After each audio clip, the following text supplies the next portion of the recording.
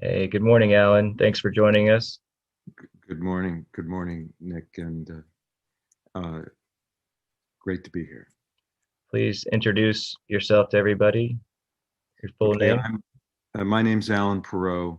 I was a falconer for Arab political leaders for 20 years, and then I spent another 10 years in former Soviet territories doing conservation work and catching falcon smugglers.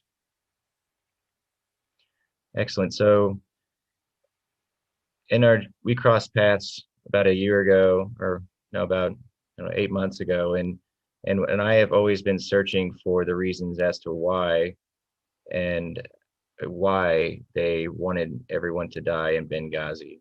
And boy, do you have some really good information that explains everything. And we appreciate that you're taking the time to share it with us, everyone. So, Thank you. Well, I have to say that our military are so well trained, their work is compartmentalized, and the only people that understand the full story are the people at the top. Uh, and they have made some very bad decisions for this country and for uh, the former Navy SEAL Ty Woods and his brethren who perished unnecessarily uh, at the hands of Hillary Clinton. And in the large picture, this involves Joe Biden and John Brennan. so could you explain the context of how did this all start? Well, the gestation, the beginning was in the 70s during the Church Commission when an alternate CIA was created called the Safari Club. And the Safari Club was financed by overseas allies. It was outsourced to foreign banks. I have two banks and bank accounts that were used by the Safari Club and the individuals with checks paid out by them. Osama bin Laden was one of the recipients of funding from this alternate CIA that was subverting the oversight control of the successor to the Church Commission, and that is the Senate Intelligence Committee.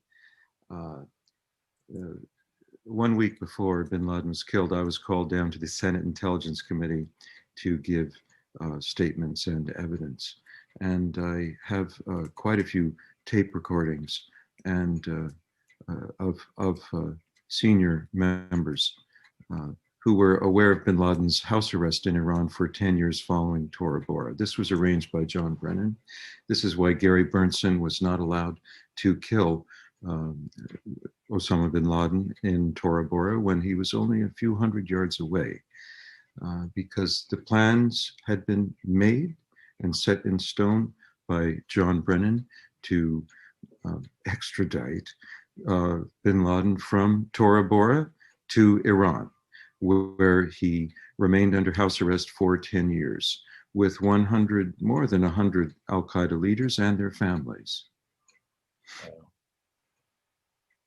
So what you're saying is that there was no need for us to invade Afghanistan under the pretext of getting Al Qaeda if the US government knew and was actually protecting his life in Iran. Is that correct?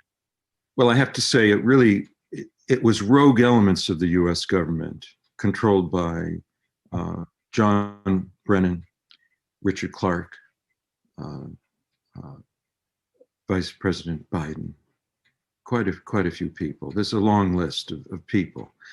They started with good intentions. The Safari Club was begun to fight the expansion of the USSR, but it turned into a very distorted operation over the years. And Osama bin Laden was the figurehead manifestation of this alternate CIA. And so they had to protect him in their bad judgment. And you see, one lie leads to another. Our parents always taught us this. And so when my team, we planned a program to go in and get bin Laden in Iran. we were going to catch him when he was falconry hunting, because I spent 20 years living with Arab political leaders, training their falcons and going out in these camps, hunting with them. And then I noticed there were terrorists coming into these camps, and the Royal Falconry camps are Al Qaeda's boardroom. This is where these bad guys come. There are no passport or border controls. And so we were going to go in and get bin Laden, but unfortunately, within minutes of ascending to the office of the CIA director, Leon Panetta's first act in office was to cancel the Rigor program, RIGOR, a covert CIA program to catch and kill Osama bin Laden in Iran. This was 6 months after Barack Obama was sworn in as president, and Leon Panetta threw a tantrum and canceled Rigor. This was reported by Goldman and Apuzzo, and slightly mischaracterized in the press as targeting Al Qaeda leaders all over the world, but it was focused only on Iran and bin Laden.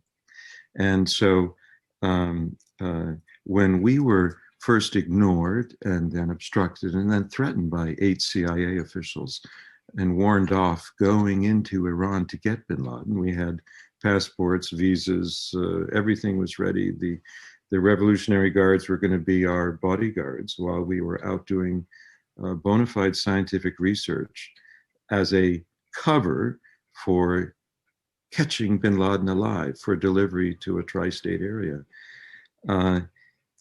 When we were shut down by Leon Panetta and others, I began negotiating directly with Iran 6 scenario analyses for the transfer of bin Laden alive and well to coalition forces, and to have him put in a neutral zone. And Iran is on tape agreeing to this. It was all done. It took 3 years to develop this. I had meetings in the Iranian mission at the United Nations. Ambassador Mohammed Kazai organized everything. Bakhsarai was the handler. There were several handlers. Everything was ready. And then I went to Governor Bill Richardson, New Mexico Governor Bill Richardson, on December 2nd and 3rd of 2010. He agreed to be the US envoy to receive bin Laden for a transfer to coalition custody. And it turned out that bin Laden had already been moved to Abbottabad, Pakistan in August of 2010. And so— Why was he transferred there? He was transferred there because in the 6 scenario analyses that I discussed with Iran, by harboring Osama bin Laden and 100 al-Qaeda leaders, this represents an act of war against the United States. Their nuclear facilities could be bombed and their economy obliterated. So the time moves backwards instead of forwards. And the Iranians didn't want to risk exposing their complicity with John Brennan and others to harbor. You see, John Brennan and Clinton and Biden outsourced the imprisonment of al-Qaeda leaders to Iran. We think of outsourcing as being a commercial activity. They outsourced our military responsibilities to an untrustworthy adversary, Iran. And they did that to save Iran from retaliation for harboring terrorists.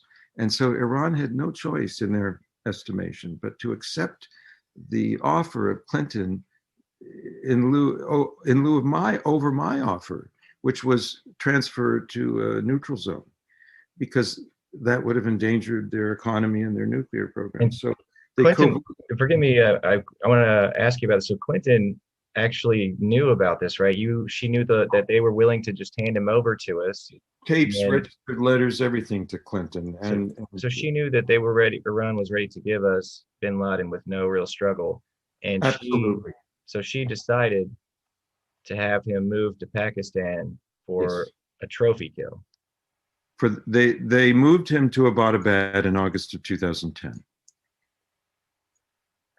And that's our first overhead viewings of bin Laden walking in the garden. Everybody said he was crippled, but he walked down 3 flights of stairs to walk in a garden to advertise his presence, okay? It was an advertisement. Then the gas line was put on the third floor of the Abbottabad complex in August because his wives had to stay sequestered away from the other men. They had to cook in private without the purdah veil. And other things. One of bin Laden's sons said his father was strangely resigned to dying in Abbottabad. So he was held there in a gilded cage, awaiting his trophy kill. He was moved from Mashhad, Iran, into Abbottabad airport, and then moved to this prison complex, the Abbottabad compound. It was not there to protect him. It was there to keep him there, awaiting his appointment with destiny. But the Iranians turned it into a fateful result because they pulled bin Laden out at the last minute, at the 11th hour, after an Iranian agent, a double agent, a Pakistan ISI officer who worked for Iran covertly, provided the DNA evidence to the CIA station chief. Finally, they were convinced it was bin Laden in Abbottabad, and they sent in SEAL Team 6. And Musharraf said he didn't know about the SEAL Team 6 coming in, but they had to let down the radar long enough for the helicopters to come in. And they only told Obama about the SEAL Team 6 kill mission after the radar was put back up and SEAL Team 6 could not go back into Afghanistan. It was then a one-way trip that could not be canceled. You see, we have a witness who witnessed Hillary and Panetta threatening Obama that if he didn't greenlight the bin Laden kill mission, they would expose him in the press and he would never survive politically. And he actually was reluctant to authorize the kill mission. That's why they pulled him off the golf course only after the mission could not be canceled. And so the agent provocateurs, the engineers of all of this were John Brennan, Hillary Clinton, Joe Biden. And when they went in there, trusting the Iranians had bin Laden there waiting for them, SEAL Team 6, your son. He was retired at that time. Actually. Yes, but the SEAL Team 6, they killed Osama bin Laden's double. How do we know that? One of the wives went running towards them before he shot him and said, "Don't shoot, he's a double." I don't know the language she used. And then if you read Cy Hirsch's book, he explains that they threw the body parts over the Hindu Kush mountains. They didn't even save them like they saved the sons of Saddam Hussein in a refrigerated tent, well preserved and with makeup, just to prove that the Wicked Witch was dead. They saved the sons of Saddam Hussein, but they did not save the corpse of Osama bin Laden because it was his double, and it could not handle the scrutiny of DNA testing on the ship. Okay, so the SEAL team, they knew that it was thrown out of the helicopter. They learned that it was not bin Laden, and so they threw the body parts over the Hindu Kush mountains. And John Brennan said that the people on the ship were told to keep quiet about the burial at sea, but they all say that they never were told to keep quiet because there was no burial at sea. John Brennan took the lead and made the fake media announcements. He lied to the press when he explained this Muslim burial at sea. It's actually haram. It's forbidden to bury a Muslim at sea unless the body's going to endanger the lives of the crew with disease risk. You know, you can't, because you see in the ocean, the feet, it'll rotate around and the feet will face Mecca. It's haram. You must bury on land with the face facing Mecca. So Brennan, who's a Muslim, you'd think he'd know not to lie about something so obvious. He said it was a Muslim burial at sea. Nonsense. And so this big lie that you see, Biden, Hillary, and Clinton worked this agreement with Iran. They trusted Iran to move bin Laden to Pakistan. He did. He was there. But then they trusted Iran to keep him there. They moved him out back to Iran. And then the communication from Iran to Obama was, hey, we got your neck in a noose. Give us all this money, $152 billion, $2 billion on an airplane pallet was paid out for the secrets I wish to reveal now and to the president under the terms of misprision and treason. That is to say, this is a secret.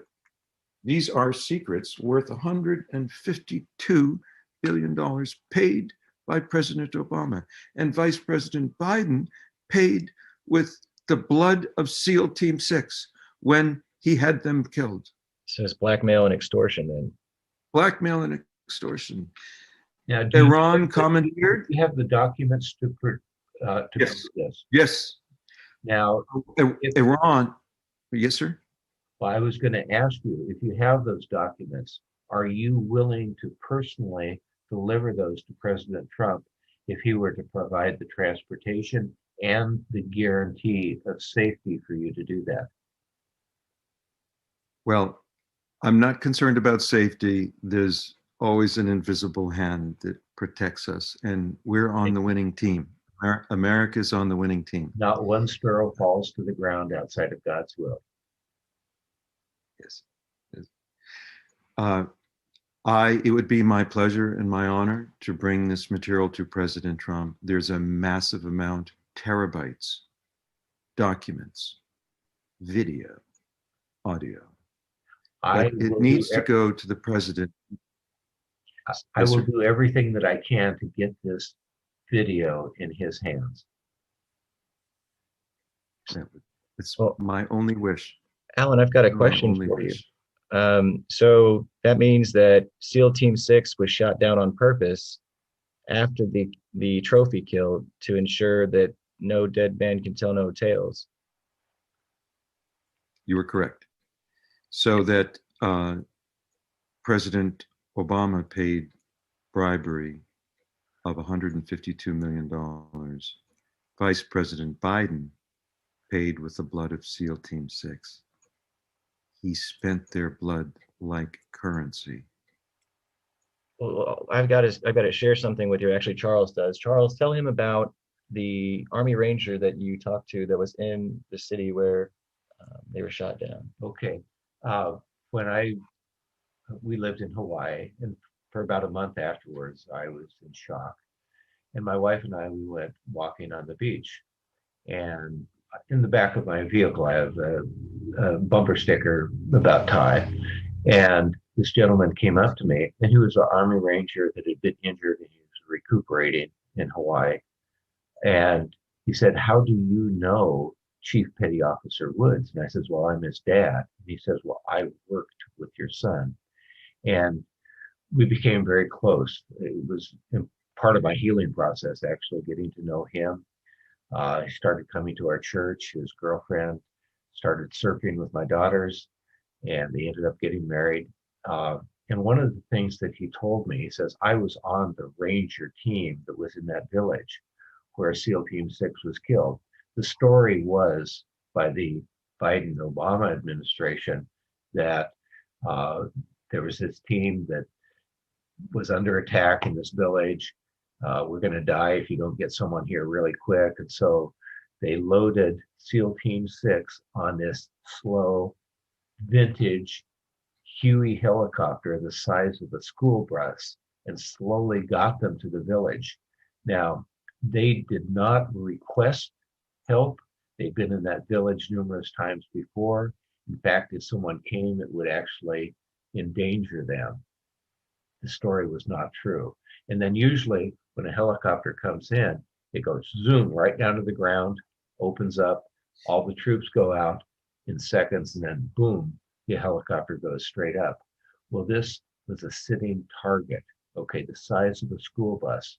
It hovered in the air over that village, just waiting to be shot down.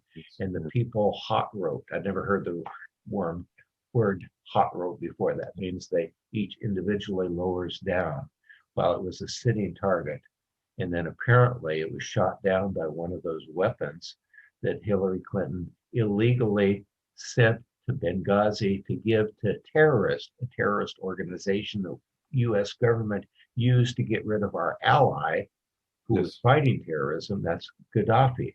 One of the and then that weapon ended up over in Afghanistan. They were Stinger missiles. Thousands upon thousands of them went missing. And Mark Turry was told that he had a small arms covert weapons program going. So that way none of that was ever given to someone, because they could shoot down jetliners just flying by if they wanted to. A child could do it, and a 12-year-old could do it. So these Stinger missiles went through Benghazi and then were given to the people who shot down SEAL Team 6. That was a setup. They were covering their tracks there. And then when they found the serial number on one of the missiles, it was traced back to the CIA from Qatar, from that weapons cache there of Stinger missiles. That's why they had to then cover their tracks after people found out that the missiles were from Qatar, and then they could trace back where they came from Hillary through Benghazi. That's why Stevens was back there, to recover those missiles and cover up the evidence. Well, that's at least what he was told. I assume that part of the plan for her was to eliminate everyone there at the Benghazi compound as well. It's just so wicked. It's hard. It's just so unimaginably evil what these people do. Dead men don't talk. Well, Alan, we'll talk. We will talk. You have some good news coming up here in the next week and a half. Yes, sir. It's going to be released, audio tapes, documents. I believe so. Yes. Yeah. I'm looking forward to hearing about it and seeing everybody connect the dots, because it's pretty plain to see the people involved, and it's all connected to another crime spree. And that's another story, though. Well, let's just remember that heavy price has been paid for the secrets we are uncovering. And there are millions of people who want to see the truth. And we're going to deliver. Well, America is a democracy, and for a democracy to work, the people that vote need to know what the truth is. And that is why we have 3 weeks for the people of the United States to get to know the truth. I hope that the media covers this, including the fake media, because the truth has to come out for our democracy to work properly, so people can vote intelligently. Totally agree. I agree.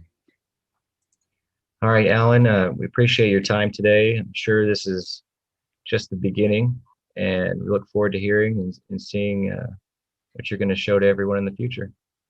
It's the beginning, but it's also the beginning of the end for the bad guys. Woo-hoo. Anyway, it comes out. Speak to you soon. Yes, sir. Have a good day, Alan. Pleasure to meet you. Yes. Lord bless. Bye-bye.